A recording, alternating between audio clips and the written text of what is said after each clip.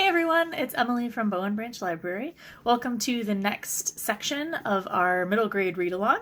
We are working our way through the Scorpio Races by Maggie Steifvater with permission from Scholastic. So thank you very much, Scholastic, for letting us use your publications this way.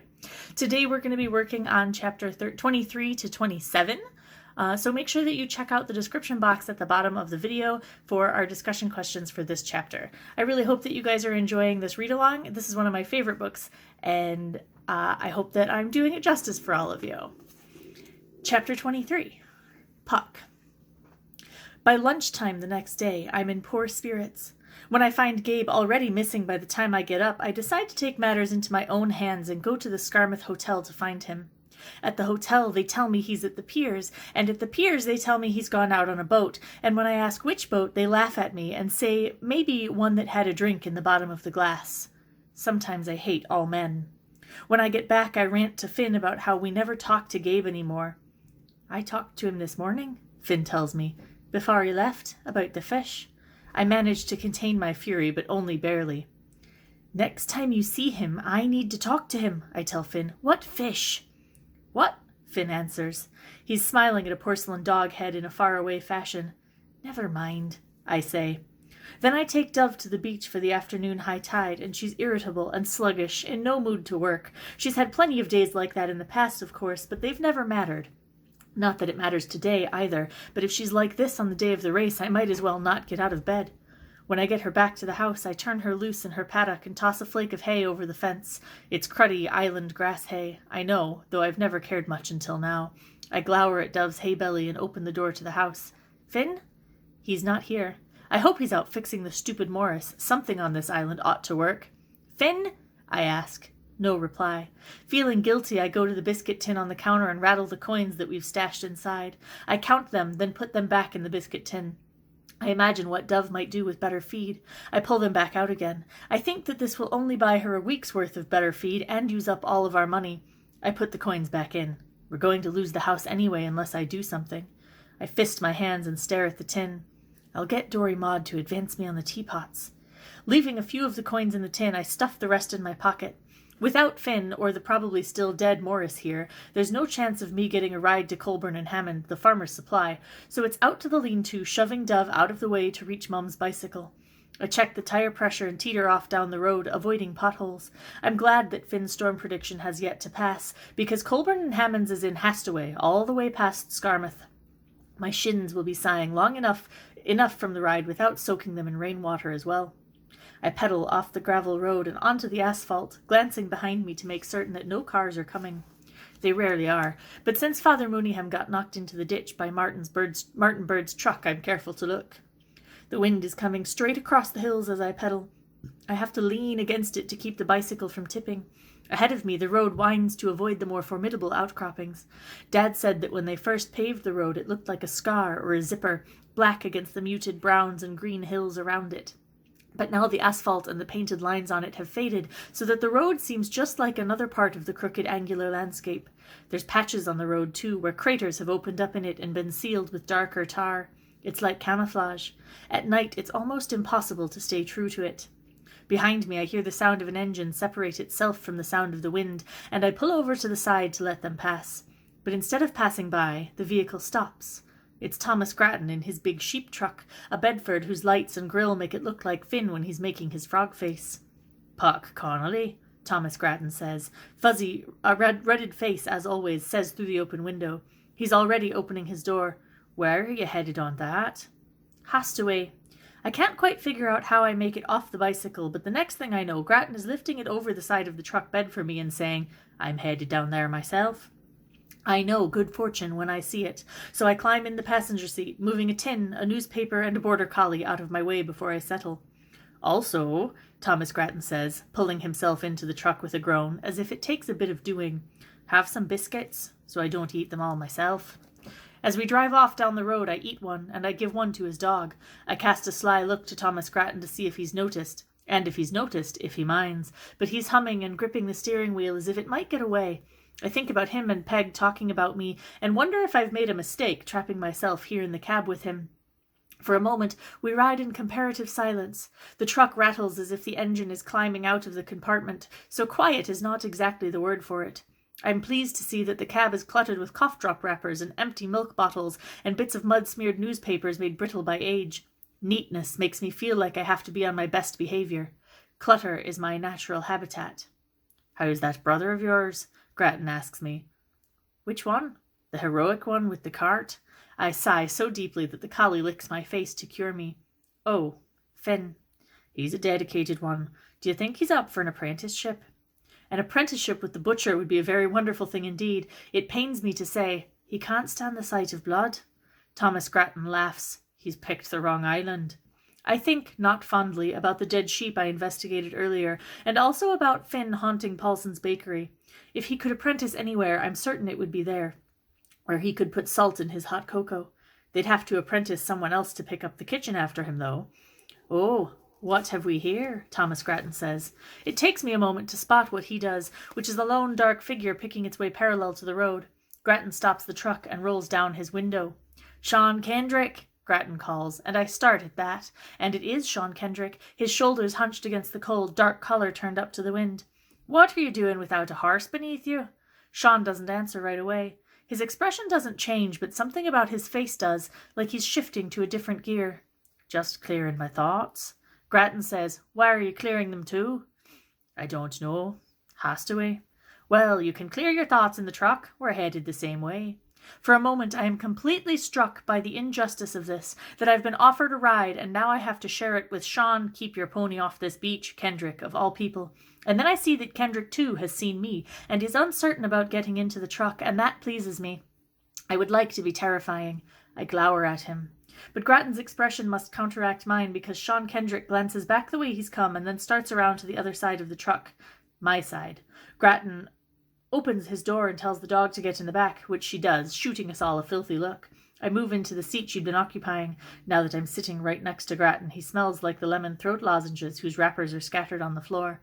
All the while, I'm madly trying to come up with something catchy to say when Sean opens the passenger side door, something that will at once indicate that I remember what he said to me on the beach, and also carry that I am not impressed or intimidated, and possibly convey the message that I'm more clever than he thinks as well. Sean Kendrick opens the door. He looks at me. I look at him. This close he's almost too severe to be handsome. Sharp-edged cheekbones and razor-edged nose and dark eyebrows. His hands are bruised and torn from his time with the kabalushka. Like the fishermen on the island, his eyes are permanently narrowed against the sun and the sea. He looks like a wild animal. Not a friendly one. I don't say anything. He gets into the truck. When he shuts the door, I am squeezed between Thomas Grattan's great leg, which I imagine is as ruddy as the rest of him, and Sean Kendrick's rigid one. We are shoulder to shoulder due to the size of the cab, and if Grattan is made of flour and potatoes, Sean is made of stone and driftwood and possibly those prickly anemones that sometimes wash up on the shore. I lean away from him. He looks out the window. Grattan hums to himself. From the back of the truck, the border collie whines. The vibration of the truck makes it a broken, intermittent whistle. I hear that Matthew is having a bit of an upset over the horse you've picked for him, Grattan says pleasantly. Sean Kendrick looks at him sharply. And who's saying such things? I'm surprised by his voice. For some reason, the way it sounds when he's speaking instead of shouting over the wind. It makes him seem softer. I notice that he smells of hay and horses, and that makes me like him a bit better. "Oh, he is," Grattan says. "Threw a tantrum right in the shop earlier. Says you want him to lose and you can't stand competition."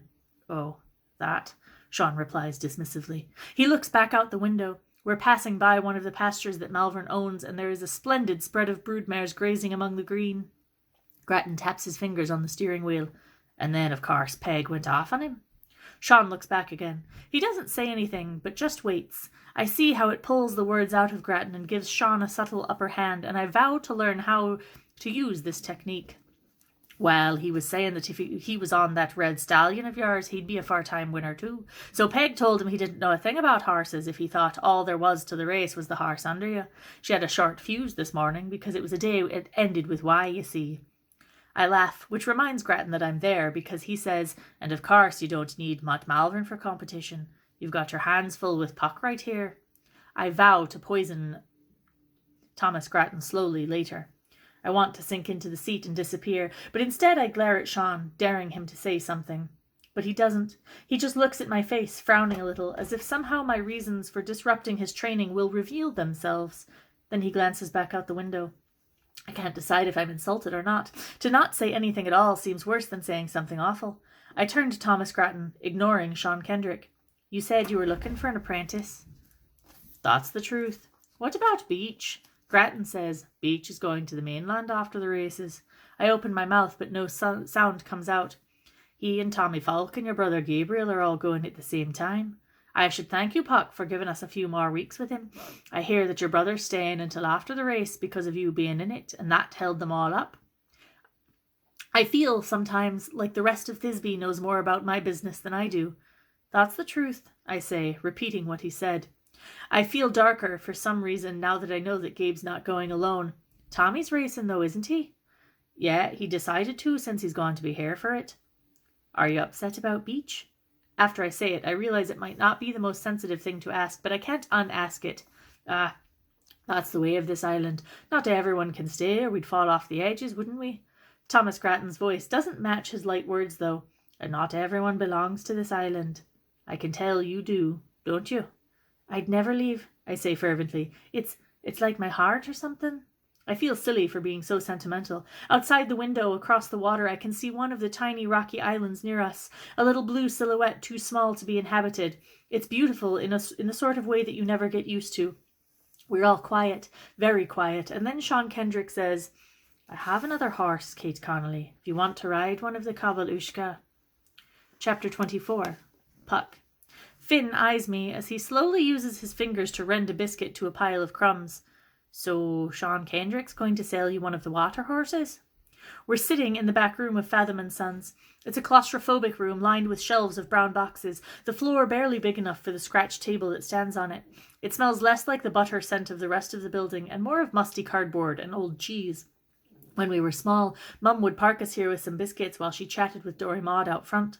Finn and I would take turns guessing what was in the brown boxes. Hardware, crackers, rabbit paws, the private parts of Dory Maud's invisible lovers. Not necessarily, I say, not looking up from my work. I'm signing and numbering teapots while nursing a cup of tea that's gone regretfully cold. I'm just looking. He didn't say selling, really. Finn looks at me. I didn't say buying either, I shot back at him. I thought you were riding Dove. I sign my name on the bottom of a pot. Kate Connolly. It looks like I'm signing a school paper. What I need is more flourish. I had a curl to the bottom of the Y. I probably still am, I say. I'm just looking. I'm blushing, and I don't know why, which infuriates me. I hope that the little bit of light from the bulb above us and the narrow windows over the shelves doesn't reveal it. I add, I only have 2 more days to change my horse. I might as well make sure. Are you going to be in the parade of riders? Finn asks. He's not looking at me now. Having completely taken apart the biscuit, he's begun to squish the crumbs back together into something lumpier and smaller. Every year the Scorpio Festival is held a week after the horses emerge. I've only been once, and even then we didn't stay long enough for the Parade of Riders, which is the culminating event of the night, when the riders declare their official mounts and betting goes crazy. I get a little pit of nerves in my stomach thinking about it. Yes, are you? Dory Maud's voice carries into the room. She stands in the doorway, one of her eyebrows arched. She's wearing a dress that looks like she stole it. It has lace sleeves, and Dory Maud does not have lace sleeve arms. I frown at her with bad temper. You aren't going to try and talk me out of it, are you? The parade or the race? Dory Maud pulls out the 3rd chair at the table and sits down. What I don't understand, she says, is why such a clever and useful girl such as yourself, Puck, would waste so much time looking like an idiot or being dead. Finn smiles at his biscuit. I have my reasons, I snap, and don't tell me that my parents would be so sad about it either. I've already heard it. I've heard it all. Has she been this short all week? Dory Maud asks Finn, who nods. To me, she adds, your father would be displeased, but your mother, she wouldn't have much room to talk. She was a hellion, and the only thing she didn't do on this island was ride in the races. Really? I ask, hopeful for more information. Probably, Dory Maud replies. Finn, why are you eating that? It looks like cat food. Brought it from home, Finn sighs heavily. At Paulson's they were setting out cinnamon twists. Oh, yes. Dory Maud begins scratching something on a piece of paper. Her handwriting is so utterly illegible that I have to believe she works at it. Even the angels could smell them. Finn's expression is wistful. I feel guilty about the load of hay and grain I just bought. I'm not sure it's a better investment than cinnamon twists would have been. Could I get an advance on some teapots, Dory Maud? I ask. I push a signed and numbered one toward her so she is convinced of my dutifulness. Horse food's expensive. I'm not a bank. If you help me set up the festival booth Friday afternoon, I'll do it. Thanks, I say, without feeling much gratitude. After a moment, Finn says, I don't know why you aren't just riding Dove. Finn, well, that's what you said. I'd like to have a chance of winning money, I say. I thought it might actually help to ride, a water horse in a race for, water horses. Remarks Dory Maud. Exactly, Finn says. How do you know they're faster? Oh, please.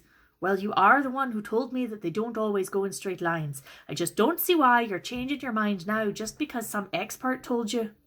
I feel my cheeks warm again. He's not some expert, and he didn't tell me anything. I'm just looking. Finn presses his thumb into his pile of crumbs, hard so that the tip turns white. You said you weren't riding one of them on principle, because of Mum and Dad. His voice is even because Dory Maud is there, and because he's Finn, but I can tell he's agitated. I say, well, principle won't pay the bills. It's not much of a principle when you can just change it like that, overnight like. But he must not be able to think of what else it's like, because he stands up and storms past Dory Maud's chair and out of the room. I blink after him. What? What? I think brothers are the most inexplicable species on the planet. Dory Maud brushes invisible crumbs from her paper and studies what she's written. Boys, she says, just aren't very good at being afraid. Chapter 25. Sean. That evening, I saddle up a filly named Malvern Small Miracle, so called because she was motionless and quiet when she was born that everyone thought she was stillborn. I'm worn and tired. Something's wrong with my right arm where one of the horses jammed it earlier today, and I want nothing more to crawl into my bed to consider whether or not my meeting tomorrow with Kate Connolly is a poor idea. But there are 2 buyers here, just off the boat, and words come that I need to show 2 of the 3-year-olds to them while they're still light. Why it won't hold until tomorrow, I don't know. When I walk out into the golden evening yard to meet the buyers, I'm surprised to find that the other filly, a grey named Sweeter, is already out there, someone on her back. It only takes me half a moment to recognize the silhouette as Mutt Malvern's, and something in my gut snarls and turns. 3 men stand at her shoulder, their attention on Mutt. He turns his head toward me, face in shadow, and I know he means for me to see that it's him. That he thinks that it's any business of his business to be showing Sweeter offends me badly enough, but when I hear him tell one of the buyers how much he loves this filly, all I can think of is him standing at the point of the cove, waiting for Fundamental to be pulled under. Miracle's hot. She skitters sideways and then shoots across the yard to where Mutt stands, bold enough that Sweeter moves out of her way. Our blue shadows stand beneath us. Sean Kendrick, says George Holly gladly. At my name, the other 2 buyers turn to observe me. I don't recognize either of them. Fresh blood, perhaps. Sean will be riding the other filly out, Mutt tells them, his expression paternal. He smiles. Since I can't ride 2 at the same time. I'm not sure he can ride 1 at the same time. I can't remember the last time I've seen him at the gallops. One of the buyers mutters my name to the other, and Mutt leans towards them to ask, What's that? Kendrick. The name sounds familiar. Mutt just looks at me. I just ride the horses, I say. George Holly's smile is light in the darkness. Are you riding in the race, too? Asks the buyer. I nod. On the red stallion, Holly tells him. The one you saw earlier. They mumble their appreciation and ask Mutt who he's riding in the races. Mutt sets his jaw. I don't think he even remembers Edena's name. He has yet to ride her. I know this is where I, in the employ of the Malverns, am meant to step in and be helpful and humble to save Mutt's face. It's what I've done for most of my life, and I can feel on my lips the words that will make Mutt look good. The words that will remind the clients of my relative hierarchy in the Malvern yard. But instead I say, I've chosen the bay mare with the white blaze, Edena, for him. I think they'll be a good match. The yard is silent. There's something coiled and repugnant in Mutt's posture as he fixes his gaze on me. The buyers exchange glances as Holly rocks on his heels. I can see my words burrow under Mutt's skin. I feel untethered and dangerous. Miracle shies at nothing in particular, dancing in place. Her hooves clatter and echo across the stones. I turn to Mutt. I imagine him going beneath the water instead of Fundamental, in Cor's grasp, beneath hooves in my father's place. Light's failing. Shall we take your fillies out then? Mutt turns sweeter without a word. The gallop is 7 furlongs, nearly a mile, and straight as an arrow. The horses are spirited as they step onto it, knowing what is coming next. I feel Mutt's gaze on me, and when I meet it, his mouth twists. This was not meant to be a race between Miracle and Sweeter, but I see now that there's no way that it won't be. Sweeter leaps out. Miracle is only a moment behind as I give her some rein. We streak along the pale gallop, its surface striped with blue shadows. The air screams by my ears, cold and painful. The shadows are so heavy that both fillies mistake them for real things and lift their knees, jumping invisible hurdles. Mutt glances over at me to see how far I am, but he needn't bother. We're right on him. Shoulder to shoulder the fillies surge down the track. Speed-wise, I know the fillies are evenly matched, but I also know that only half of racing is how fast your horse is. I've been on this gallop hundreds of times, on hundreds of horses, and I know where the incline starts. I know where the ground is soft by the rail, and I know where the horses slow and stare at the tractor parked near the road. I know everything there is to know about Miracle, too. How she likes to run herself out if you don't keep her in check, how much I'll need to push her to keep her strong up the incline, how to wave my crop just a bit to keep her attention on the task at hand and not the tractor. All Mutt knows is how to beat the hell out of his mount as he's losing. I know I should hold Miracle back. I know I should let Mutt and Sweeter finish first. I feel the buyer's eyes on me. I lean forward and whisper to Miracle. Her ear tips back at me and I release the reins. It's not even a contest. Miracle pulls away from Sweeter by 1 length, 2 lengths, 3 lengths, 4, not even breathing that hard. Mutt is bogged down somewhere in the wet ground near the rail. Sweeter, slow and inattentive. I turn around, standing in my stirrups, and salute Mutt Malvern with my crop. I know it's a deadly game I'm playing. Not a jockey? Holly says to me as I walk Miracle back into the yard. Just a horse lover, I reply. Chapter 26. Puck. Sean Kendrick told me to meet him at the point of the cliffs over Fell Cove, but there's no sign of him when I get there. The cliffs here aren't as high as the ones that border the racing beach, and they're not as pure white. The shore by the cove is a weird, awkward place to get to, and once Dove and I manage to creep down the narrow, uneven path to the beach, I find that it's no good for riding on. The beach here is rocky and uneven, and the sea hugs it closely. It's low tide, but still, there's only 15 feet of rocks before the unruly sea smashes itself against them. It's the sort of place we were always warned against, because a horse could be up out of that ocean and back down with us before one wave had gone out and another had taken its place. I wonder, suddenly, if Sean Kendrick sent me here as a prank. Before I have time to consider if he seemed like that sort of person and think something truly foul of him, I hear hoofbeats. I can't tell at once where they're coming from, and then I realize that they're coming from above me. I crane my head up to look. I see a lone horse, stretched out to its fullest, galloping along the edge of the cliff, bits of turf ploughed up beneath its hooves. I recognize the horse a moment before I recognize the rider. Sean Kendrick, folded up tightly along the stallion's back, moving as one with the horse. As the bloody red Kabalushka pounds past me overhead, I see that Sean rides bareback, the most dangerous way of all, skin to skin, pulse to pulse, nothing to protect you should the horse's magic seize you. I don't want to admire them, to admit that the two of them together are something altogether different than I've ever seen, but I can't help it. The red stallion is so fast that it steals my breath and speeds my heart with the thrill of it. I thought the horses I saw on the first day of training were fast, but I've never seen a horse move like this before. And Sean Kendrick on him, bareback. He's a pisser for sure, but the old man I met in the butcher's is right. There is something about him. He knows his horses, but there is something else about him too. I think about the way his face felt in my hand when I pulled it above the water. I think too about what it would be like to ride a horse like that. A bit of guilt stabs just inside my ribs as I remember Finn and his principles, or rather my principles, the ones that started to slip when the house was at stake.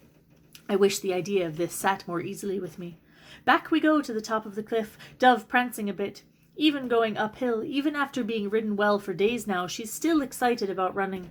I hear Finn's voice whispering in my ear as she flicks her tail. By the time I get to the top of the cliff road, I know what I'm going to ask Sean. Sean. There's no sign of Kate Connolly when I arrive at the point of the cliff, though I wait for several long moments. Moments I can't spare. I tie the bay mare down, draw a circle around her and spit in it and take Cor out for a run. If Kate doesn't show up, I'll at least have stretched him out. He's eager and forward today, glad as me for the gallop. Galloping up at the top of this cliff requires a gull's heart and a shark's nerve. It's not as high as the cliffs over the racing beach, sure, but a fall over these would kill you just the same. And to a Kabalushka, The call of the sea is nearly as powerful 100 feet above it as it is 100 feet across a beach from it. More than one man has ridden that sinking ship over the edge and onto the rocks, just shy of the ocean. But these low cliffs are the first place that my father ever set me on one of the kabelushka, not the beach where he had been taught, because always, always my father feared the sea more than he feared the heights. I think they're both deadly, which isn't the same as being afraid. When I double back, Cor stepping high over the long cliff grass, I see Kate Connolly standing beside her little dun pony. Kate's hair is the colour of the stiff grass turned red by autumn, and she has a spatter of freckles across her face that at first glance make her look far younger. It's a strange magic. At once she's a cross child, and also something older and wilder, something grown from this coarse island soil. She's looking at my things, my saddle tipped up on its pommel, my rucksack, my thermos, my bells, where I've left them, and for some reason that makes me feel odd, like skin rubbed raw by sand and the wind. When Kate notices me, she frowns, or at least narrows her eyes. I don't know her to be able to tell the difference. I feel that same disquieted feeling I had in the cove. Again, Fundamental goes under the water and me with him. But I'm not drowning now. I let out my breath. Cor is inspired by the appearance of the mare. Instead of slowing to a walk, he trots nearly in place, shivering with his excitement. I don't dare get as close to her as politeness demands, so from 15 feet away, Cor dancing beneath me, I say, my voice louder to be heard over the wind. What do I call you? What? I ask. Is your name Kate or not? Come again? It says Kate on the board at Grattan's, but that's not what Thomas Grattan called you. Puck, she says, her voice soaked in lemon juice. It's a nickname. Some people call me that. She doesn't invite me to be one of them. The wind gasps long and low around our feet, flattening the grass and tangling through the horses' manes. Up here, for some reason, it always smells more strongly of fish. After a moment she adds, I thought the rules say you have to train on the beach. I don't understand her for a moment. Then I clarify. Within 150 yards of the shore. Something dawns over her face, and for a moment I needn't be there. It is merely her and her epiphany. I look at my watch. Where's the other horse? She asks. Her mare tries to nibble her hair, and Kate slaps at her absently. The pony tosses her head up with mock displeasure. It's a game bred of familiarity, one that warms me to both of them. Just a bit inland? Kate regards us. Does he always do that? Cor hasn't stopped moving. His neck is arched, too. I'm sure he looks ridiculous as he preens for them. Ushka stallions generally prefer to view land horses as meals, not mates, but sometimes a particular mare will take a stallion's fancy and he'll make an idiot of himself. The bay mare's worse, I say. Kate makes a face that I think might be humour. Tell me about her. She's moody and she's slippery and she's in love with the ocean, I reply. I'd caught her in a rainstorm, salt water making all of my leather straps too slick to hold, clouds turning the sky into sea and vice versa, the cold making my fingers imprecise. She came up in a net behind the boat as I dredged the breakers just off the shore. Local lore had it that a kabelushka caught in the rain wanted to stay wet, but I wouldn't believe it until I'd tried it for myself. That sounds bad, Kate says. It is. Then why am I here? I study her. It's a question that's been plaguing me since I first saw her on the beach. Because she'd be a kabelushka in a race made for kabelushka. She looks past me at the cliff's edge then, her eyebrows drawn close together, her mouth set. There's something uncompromising about her, a fury that I associate with youth. I don't want to consider this unless I'm sure she's going to be better than Dove, she says. It's not until she's been quiet for a long moment that I realize she's looking at me, waiting for me to agree or disagree. I'm not certain what she expects me to say. She must know all this, but still I say, there's nothing faster than a kabelushka, period. I don't care what sort of training regimen you're doing, circles in the surf or whatever. They have the strength on your mare, they have the height on her, and your mare runs on grass. The kabelushka run on blood, Kate Connolly. You don't stand a chance. This seems to solidify her opinions because she nods once sharply. Okay then, so you'll race me then, won't you? It's a curious way that she phrases it. The won't you means that I'll have to disagree with her just to keep things as normal. Race. Me on the mare, you on Dove? Kate nods. The wind buffets us again, finally stilling Cor as he stops to scent it. I can smell rain on it, far away. I don't understand the purpose. She just stares at me. Back at the yard I have 2 lots of horses to take out to the gallops yet. I have George Holly and at least 2 other buyers poking around the barns looking for the horse that will make their mainland yards famous, or at least famous for the year. I have too much to do in too few hours before the October night comes early. I don't have time for a fool's race, a kabelushka against a pony that couldn't begin to look Cor in the eye. It's no more time than it would take for me to try her, Kate says, so if you say no, it's just because the idea insults you. Which is how we end up racing. I retrieve the bay mare, leaving Cora in her place with a lump of beef heart from my satchel, and find Kate adjusting her stirrups from the back of her pony, one leg crossed over the saddle as she does. It's something you can't do on a horse you don't trust. Something I don't know that I'd ever do on one of the kabelushka. Beneath me, the bay mare is twisting and anxious. She's as hard to hold as the piebald, but less malevolent. She would sooner drown you than eat you. Are you ready? Kate asks me, though I think it's a question I should have been asking instead. I don't think there's even a ghost of a chance she wants this horse I'm on. To the big outcropping over there? I nod. I reason with myself. This doesn't have to be an entirely wasted exercise. If I can get this bay mare running straight and true for these 5 minutes, then I'll consider what I told Malvern. I hate releasing a horse after I've invested time in it, and she's had plenty of time sunk into her. Maybe I was wrong and she will shape up for next year. Cora took years to settle. Are we waiting for a sign? Kate says, springing off across the field. The bay mare's after her like a shot, all predator, and I let her have her head until we've caught up. Kate has a big handful of Dove's mane, which I think is for grip, until I realize it's to keep the strands from slapping the girl's hands and face with their length. I don't have to worry about that with the bay mare. She's rubbed most of hers off on the doorframe of her stall, longing for the sea. The two horses gallop through the cliff grass, both of them nimble over the uneven surface. The bay mare is not even really trying. I nudge her to get a bit more speed out of her, to pull away from Dove and end this, but the mare curves her body around my leg instead of away from it. She tugs towards the cliff edge, moving more to the side than forward. And of course that island pony tracks straight and true ahead of us. It takes me several long seconds to sort my bay mare out again, but when she decides to run, she catches up easily. Kate's dun pony gallops along, joyfully. Her ears are pricked with the glee of the run, her tail cracking every so often as she bucks playfully with excitement. If my mare is not focused, neither is she. Kate glances at me and I urge the bay mare on. I whisper to her for speed and she surges forward, listening. The dun mare doesn't stand a chance. I hear a crack over the sound of the wind in my ears and turn just in time to see that Kate has reached behind her and with her open palm slapped her mare on the haunches hard.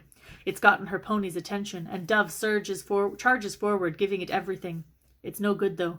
My kabelushka has more speed than any island pony has dreamt of, and we're pulling away fast. We'll have 30 lengths behind us by the time we make it to the outcropping. The bay mare stumbles, but doesn't lose her footing. My arms are sprayed with bits of mud. I steal a glance under my arm to see where Kate is. She and her pony are far, far behind.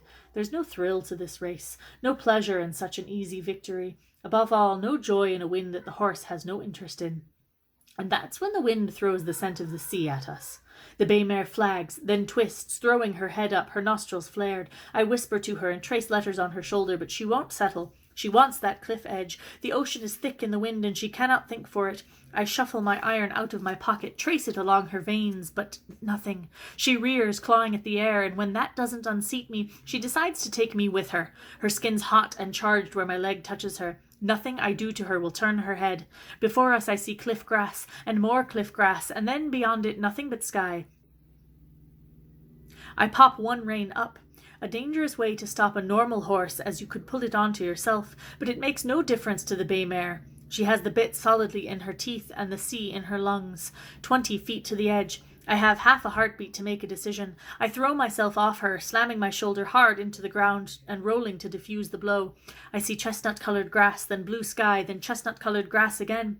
Pushing myself up on one elbow, I catch sight of the mare just in time to watch her bunch her muscles and leap. I scramble as close to the cliff's edge as I dare. I'm not sure if I can stand to see her dash herself on the rocks below, but I can't not look either. The bay mare looks fearless as she sails through the air, as if it's no more than a casual leap over a hurdle. Already she looks less horse-like, her body streamlined. I can't look. I hear a terrific crash. She has disappeared into the surf, her tail the last thing I see. I sigh and put my hands in my pockets. I can't tell if she's survived the dive or not. My saddle's gone, either way. I'm glad it wasn't my father's back at the barn, though it was still dear. I'd had it made for me 2 years ago, a rare indulgence. I don't swear, but I consider the shape of the word in my mouth. Hot breath wafts out on my shoulder. It's Dove, and Kate standing on the other side of her, her ginger hair all pulled out of its ponytail. Dove is out of breath, but not as much as I'd expect. Kate looks over the cliff and frowns for a moment, and then she points. I follow her gaze to a glistening dark back swimming out to sea. My mouth quirks. It looks like you won, Kate Connolly. She pats Dove's shoulder and says, "Call me Puck." Chapter 27. Sean. I get back to the yard and find it in disarray. Half the horses didn't make it out for their exercise on time. Metal is up in the paddock by the stable, chewing and sucking greedily on the top board of the fence. Idana hasn't been taken out at all, and there's no sign of Mutt. If he's thinking that he means to challenge me and Cor at the races this year, he's going about it the wrong way. I keep feeling I've forgotten to do something, until I realize that I'm disconcerted by leaving with 2 horses and returning with 1. I've no horse to untack, no saddle to put away. George Holly finds me just as I'm walking back into the yard, a blood-streaked bucket in my hand from feeding the kabelushka. He's found a brilliant red flat cap to hold his hair down and a smile to hold his face on. "Hello, Mr. Kendrick." He greets me brightly, falling into step with me across the cobbles of the yard. "You look in fine spirits." "Do I?" "Well, your face looks like it remembers a smile," Holly says. He looks down at my clothing. I'm wearing the island all over my left side. I kick on the hose pump with my knee and begin to rinse the bucket over the top of the drain. "I lost a horse today." "That sounds careless. What happened?" "She jumped off a cliff." "A cliff? Is that normal?" In the barn, Idana lets out a keening, impatient wail, hungry for the sea. This time last year, Mutt was already pounding the hell out of his chosen mount on the beach. Right now, the yard seems quiet without him, the blue sky before a storm. I think about the Scorpio Festival tomorrow, how the riders' parade this year will be me and Mutt and insane Kate Connolly. I shut off the water pump and regard him. "Mr. Holly, nothing about this month is turning out to be normal." Thank you for joining us for Chapter 23 through 27. We'll see you next time, where we'll pick up with Chapter 28. Again, please make sure that you check out the description box underneath the video for our discussion questions for this week, for this section. Please feel free to answer the questions with your family or to send in your responses in the comment section under the video. Thank you so much for joining us.